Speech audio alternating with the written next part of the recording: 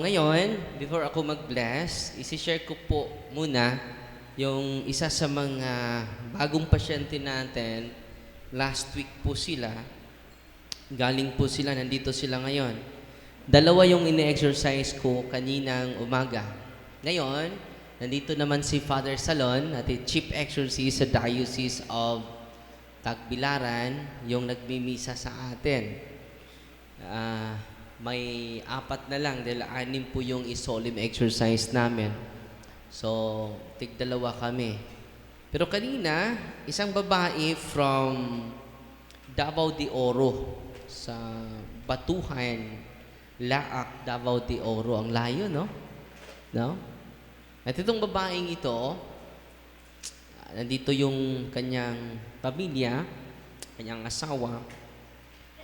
Ang concern nila ay sasapian siya sa mga anghel. No? Papasok sa kanyang katawan ang Diyos Ama. At magsagawa sila ng healing at magsasalita sila ng iba't ibang lingwahe. For how many, more than a year, nandun sila sa grupong ito. Hindi ko lang i-mention yung pangalan, ha? Basta mga grupo na papasukan ng mga anghel. No? Papasukan din siya sa mga banal na mga santo. No? So, akala niya, ito ay kaloob ng Diyos. Last week, bago po itong pasyente ko na isi-share sa inyo, ha? Last week po, pumunta sila dito, hindi pa ako nag-solemn exercise sa kanya. Ang gumagawa lang ng diagnostic prayer ang team natin through deliverance last week. Nag-anointing of the senses lang ako, anointing of the sick, na ano na siya, natumba. No? Nakita po ito ng mga tao na katulad ninyo na pumupunta dito. At hindi lang siya biglang natumba.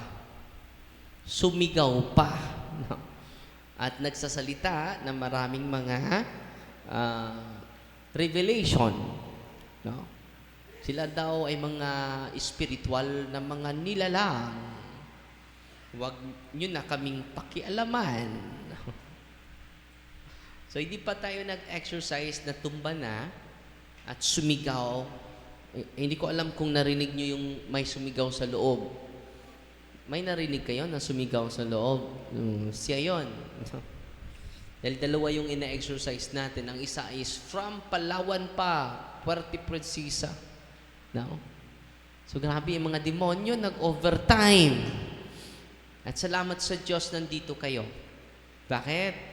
Na-empower kayo sa katotohanan. At huwag kayong matakot sa demonyo. Katulad ni Father Salon, akala nyo si Father Salon lang iniharas, pati din itong nasa harap ninyo. Kung na-discourage lang ako, kung naig lang yung takot ko, hindi tayo magkakilala ngayon.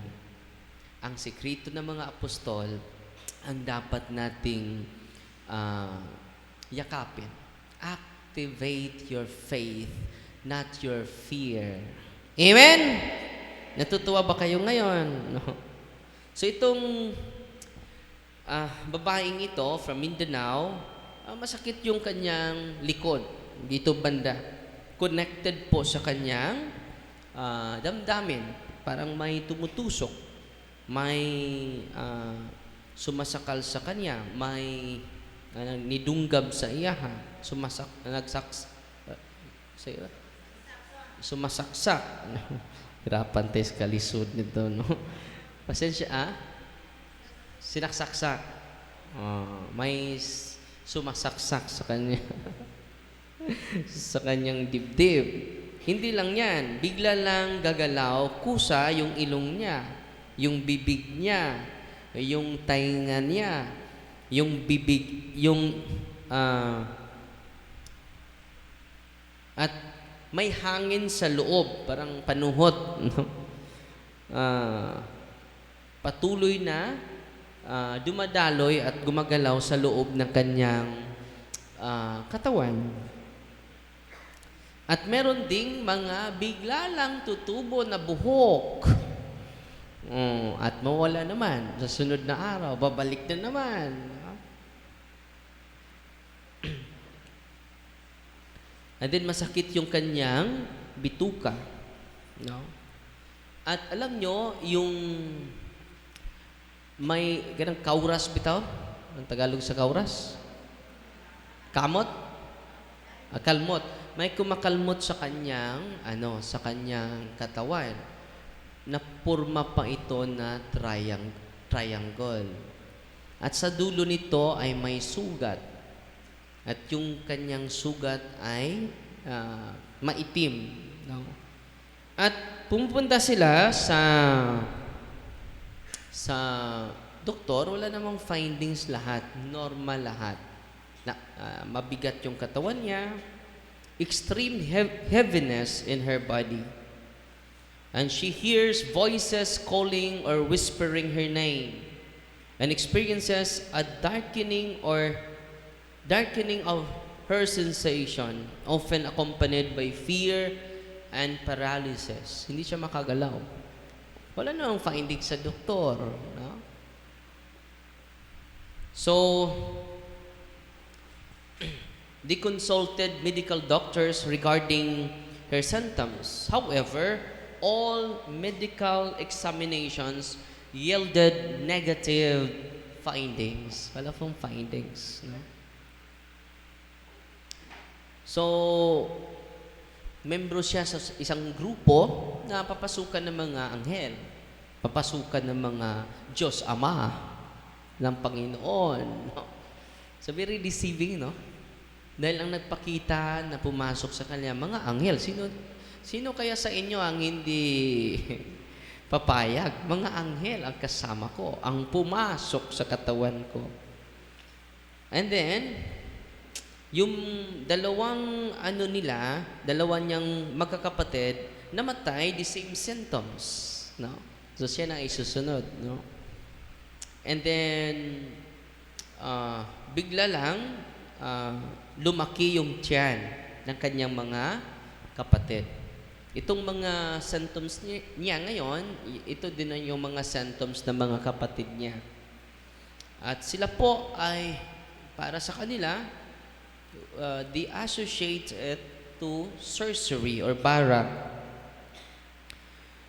And then yung grupong ito na ginagamit siya bilang psychic, may threat na sa kanya ngayon. Kapag hindi ka babalik sa amin, ano yung threat nila? Ito yung threat nila. May mangyari sa kanyang masama. No? Grabe, no? Kung totoo pa na galing sila sa Diyos, bakit kanilang i-threat yung tao? Di ba? I-activate natin yung yung faith natin, hindi yung fear natin. And then, pumupunta na sila sa iba't ibang albularyo para lang gagaling siya. No? Due to prolonged suffering, she experienced intrusive thoughts of self-harm, including stabbing herself or committing suicide. Grabe na, no? Dahil kapag hindi sila babalik sa grupong ito, maging baliw siya. Yun ang threat sa kanyang mga kasamahan. At sinabihan ko siya, huwag kang matakot. God is with us. God is Emmanuel. Amen! Nandito ka na sa tunay na simbahan, nandito ka na sa tunay na paraan ni Kristo. Hindi po ito paraan ni Father Darwin. Wala po akong paraan. No? Jesus is the only way, the truth, and the life. Dito tayo sa magandang reflection ni Saint Thomas Aquinas in relation sa kanyang naramdaman. Ngayon may malaking improvement po. Makalapit na siya sa akin, hindi na siya matumba. Nung unang paglapit niya, natumba siya at sumigaw.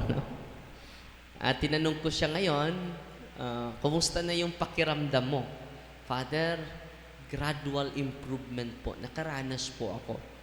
Because all of their family members received the truth. Not only receive the truth, but receive the grace. Kaya nga, may pare tayo nakasama at mamaya sa mga hindi nakakumpisal, magpatuloy kaming Father Salon for confession. Okay? Sa mga hindi nakakumpisal. Alam nyo yung confession, you receive the sanctifying grace. Dahil dalawa lang yung dala ni Kristo, grace and truth. Grace will enlighten you to accept the whole truth. And the truth shall set us free. Amen? No? So sabi ni St. Thomas, sabi niya, grace does not destroy our nature being human. Alam nyo anong sabi niya? Ang ganda ng sinabi ni St. Thomas. When we receive the grace do not destroy our human nature, but perfects it. Wow. Anong ginawa ng grasya sa buhay mo? Perfects it, heals your soul, and elevates your dignity. Wow! No? Kaya nga, kulang yung araw ko kung wala akong kasamang pare. Yung kasama ko si Father Salon at si Father Richard kanina. No, dalawa sila ngayon. Dahil hindi kayo masyadong marami. Last week, umaabot kami ng 300. So may 5 pare kasama ko. No? At salamat sa kanila dahil nakatulong po kami sa inyo by administering the sacraments. Dahil ang pari lang maka-administer sa sacraments, hindi po ma-delegate yan. Hindi ko sasabihin sa mga deliverance minister, upo muna kayo doon, kayo muna magpakumpisal. Pwede ba yun? Hindi. Pari lang po ang magpagbigay niyan. Spiritual healing must respect medical and psychological and human realities. Kaya nga, kung meron kayong mga psychological disorder, i-recommend namin kayo sa mga psychologists. Punta kayo sa mga psychiatrists. Bakit?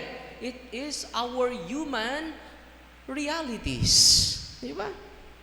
Hindi tayo close-minded. No? Grace works with the person's natural faculties. Kung may psychological disorder ka, i-recommend ka namin sa mga psychiatrists. Okay? Not against them. Nilinaw lang ni St. Thomas, ha? Ito po, demons cannot harm without divine permission. Take note, ha? Hindi ka maatake ng demonyo without your permission. Bakit ba yung demonyo may influence sa atin, may control sa atin? Yung homily ni Father Absalon kanina, because of our wrong choices of our ancestors. Grabe, no? Nakarinig ako, Father, na may generational curses, may generational sins. Totoo ba yun? Totoo. Pero ano ba yung kahulugan dyan? Napasa ba yung kasalanan? Napasa ba yung curses? Wala. Hindi po mapasa yan. Ang kahulugan niyan, sabi ni Father Winston Cabading, ito po, the evil spirits dominate your bloodline. Saan ba galing yung dugo mo? Galing ni Mama. Saan galing yung dugo ni Mama mo? Galing ni Lolo. Saan ba yung dugo galing ni Lolo? Galing sa mama ng Lolo mo. The bloodline. No? Kaya nga, dito, yung mga possess, yung mga biktima ng barang, biktima ng kulam, doon sila mag-receive ng communion sa likod. Ibigay ko po yung 2 species, body and blood. Pero hindi nangahulugan, ha? Na half Christ yung natanggap ninyo dahil katawan na ni Kristo, Father, bakit hindi mo binigay yung dugo? No? Kahit yung consecrated host lang, complete Christ na po yun. Binibigay ko lang special cases sa kanila dahil extraordinary yung harassment nila. How to break the bloodline dominated by the evil spirit, by the blood of Jesus. Amen? So, bibigyan ko sila ng special na dugo ni Kristo. Pero nakatanggap din kayo ng dugo ni Kristo by receiving the bread alone. Amen? Baka isipin nyo, alkansya ko, Dapat magpapusi sana ako. Dapat mabarang sana ako. So you receive the whole Christ, even the tiny particles from consecrated host. Yung mahulog na mga tiny particles, it is the totality of Jesus, the fullness of His humanity, divinity, body and soul. Nandyan po. Kaya nga, ingatan natin. Yung pag-receive natin sa katawan ni Kristo, hindi na po yan ordinaryong tinapay. Amen? Sa mga nandito ngayon na may karamdaman, magsimba kayo araw-araw because it is the source of healing. He is the real healer. Ibibigay o mabibigay yan sa pari lang. Bigyan natin papuri lahat ng kaparian sa buong dioceses of the Philippines. Amen! Natutuwa ba kayo ngayon? At huwag kayong matakot sa pag-uwi nyo sa bahay. As long as you receive the sacrament of confession, you renounce everything. Superstitious belief, and then hingin nyo yun, prayer of renunciation. By the way, kung gusto nyo yung solemn renunciation, nandyan po yan sa, ito po, para makuha ninyo. Hindi na kayo mag-picture.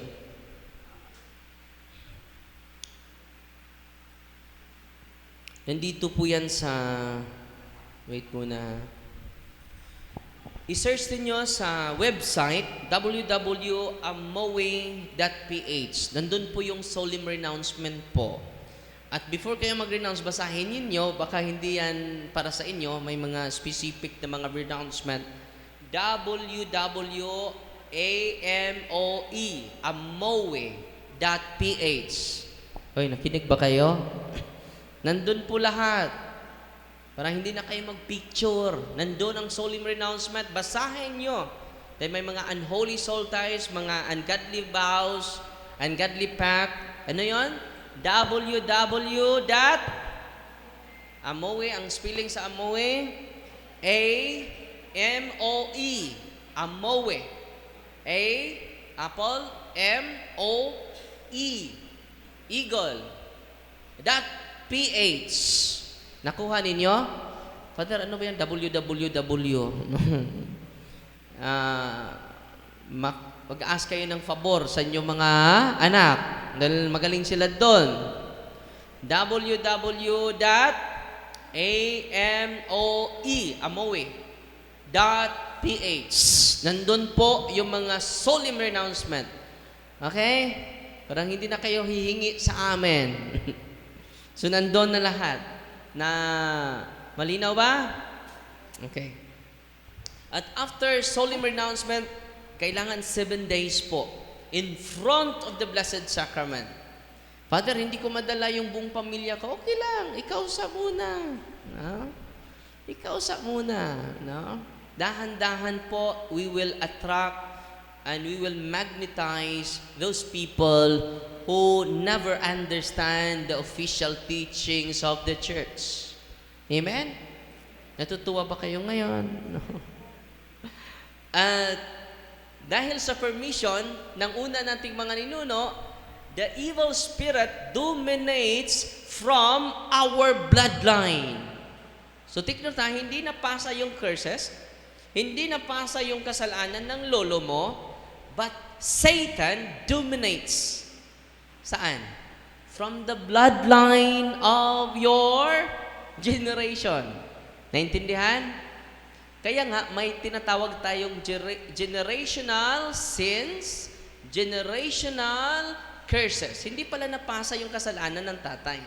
Hindi pala napasa yung curses ng tatay.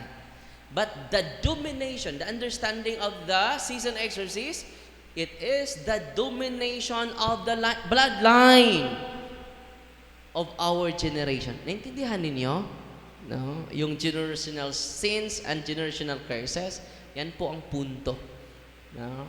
So ngayon, mag-bless na ako ha. Dahil magsimula tayo, mamaya, mga between 4 to 5, mag-anointing of senses ako.